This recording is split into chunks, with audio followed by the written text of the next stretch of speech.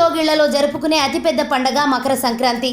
ముఖ్యంగా గోదావరి జిల్లాల్లో ఈ పండగ జరుపుకునే తీరు అన్ని ప్రాంతాల కంటే భిన్నంగా ఉంటుంది.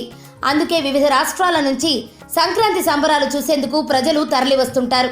కోనసీమ జిల్లాలో జరిగే ప్రబల తీర్థం సంక్రాంతి పండగకే ప్రత్యేక ఆకర్షణగా నిలుస్తుంది. వీటిలో ముఖ్యమైనది అంబాజీపేట మండలం మొసలిపల్లి శివారులోని జగ్గన్న తోట ప్రబల తీర్థం. కనుమ పండుగ రోజు జరిగే ఈ తీర్థానికి ఎంతో ఘన చరిత్ర ఉంది.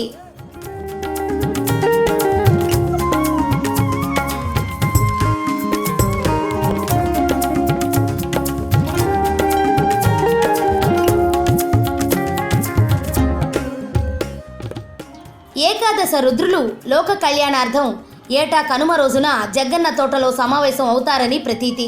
సుమారు 400 సంవత్సరాల క్రితం 17వ శతాబ్దంలో కనుమ రోజున ఏకాదశ రుద్రులు జగ్గన్న తోటలో సమావేశమై లోకంలోని పరిస్థితుల గురించి చర్చించారని, అప్పటి నుండి కనుమ రోజున జగ్గన్న తోటలో ప్రబల తీర్థం జరుగుతోందని చారిత్రాత్మక కథనం.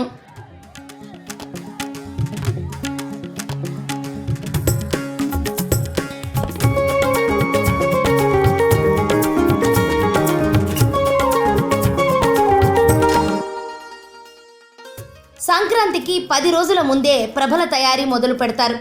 ముందుగా వెదురు కర్రలతో ప్రభకు ఒక ఆకారాన్ని తీసుకొస్తారు. వెదురు బొంగులు ఒకదానికొకటి కలిసే చోట కొబ్బరి పీచు తాడుతో గట్టిగా కడతారు. తర్వాత వాటిపై రంగురంగులు వేస్తారు. దీంతో ప్రభకు ఒక రూపు వస్తుంది. అనంతరం రంగురంగుల వస్త్రాలు, పూలతో వాటిని అలంకరిస్తారు. గంగల కుర్రు అగ్రహారం, గంగల కుర్రు, వ్యాఘ్రేశ్వరం, ఇరుసుమండ, వక్కలంక, పెదపూడి, ముక్కామల, మొసలపల్లి, నేదునూరు, పాలగుమ్మి, పుల్లేటుకుర్రు నుంచి ఆయా గ్రామాల్లోని స్వామివార్ల విగ్రహాలను ప్రభలపై ఉంచి ఊరేగింపుగా జగ్గన్న తోటకు తీసుకొస్తారు.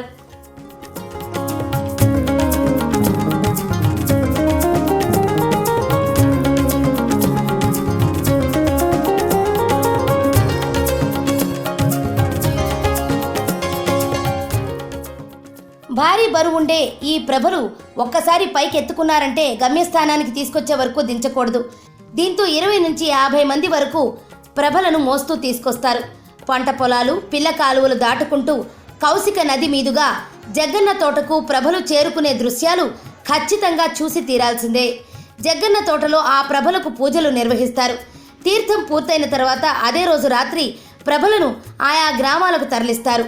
కోనసీమలోనే అతిపెద్ద జాతరగా ప్రసిద్ధి చెందిన జగ్గన్న తోట ప్రభల తీర్థాన్ని చూడటానికి లక్షలాది మంది తరలి వస్తుంటారు.